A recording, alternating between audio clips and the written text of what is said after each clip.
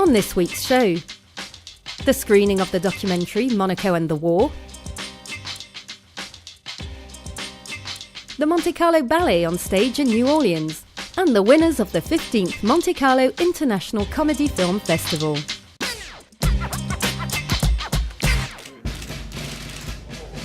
We start with the screening of Monaco and the War, produced by Frédéric and Jérémy Laurent.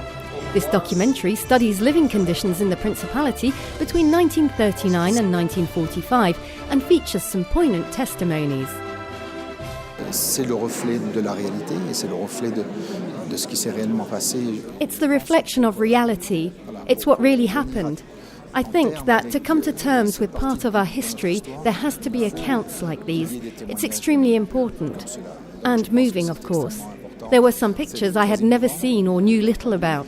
It's really remarkable, and I want to thank Frédéric and Jérémy Laurent, as well as all those who participated in the production of this wonderful documentary. Je remercie Frédéric Laurent et tous ceux qui ont aidé à la réalisation de ce très beau documentaire. The film also highlights the importance of our duty to remember. The witnesses, the actors in this film, were present at the screening to share their stories with the public.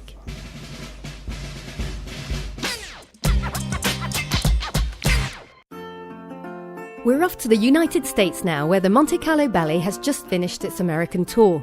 Their first show took them to New Orleans, which is nestled on the Mississippi and where Mardi Gras has just been celebrated. It's in this festive atmosphere that the public was able to enjoy one of Jean-Christophe Maillot's most iconic works, his adaptation of Shakespeare's famous tragedy, Romeo and Juliet. A love-struck Romeo, sing the streets of serenade. Je me réjouis, mais je suis toujours quand même surpris de voir que 20 ans après, c'est une pièce qui est toujours demandée. I'm happy, but I'm also always surprised to see that 20 years later it's still as successful, that we still can present it in places where we haven't yet shown it. And it also reassures me as far as heritage is concerned. This work that we created in Monte Carlo, be it Romeo, Cinderella, La Belle, they are works that have become important, that are a part of the dance repertoire, that we can still perform with new casts.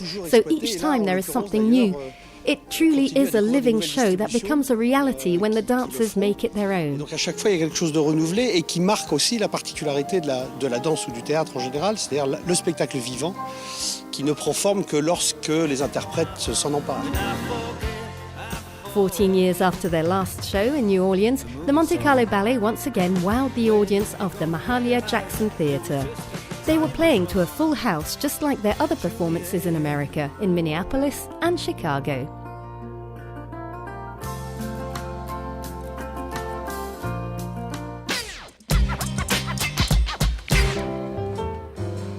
We remain in Louisiana, where the Principality was involved in many different events during an entire week. New Orleans celebrated its 300th anniversary this year, 300 years during which there have been links with the Principality. This is where Princess Alice, the wife of Prince Albert I, was born in 1858. An exhibition highlighting the links between the most French of American cities and Monaco was organised. Monegasque culture and cuisine was also celebrated during this week, which was nicknamed Monaco Takes New Orleans.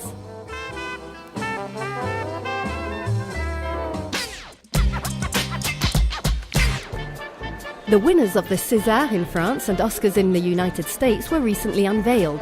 Cinema was also at the heart of events in Monaco with the 15th edition of the International Monte Carlo Comedy Film Festival.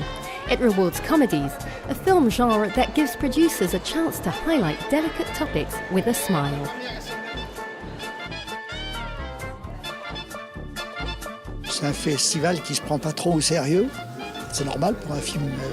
It's a festival that's not too serious, which is normal for a comedy festival, but at the same time these films weren't just comedies, they were comedies that broached serious topics. I love that. It was a mix of styles.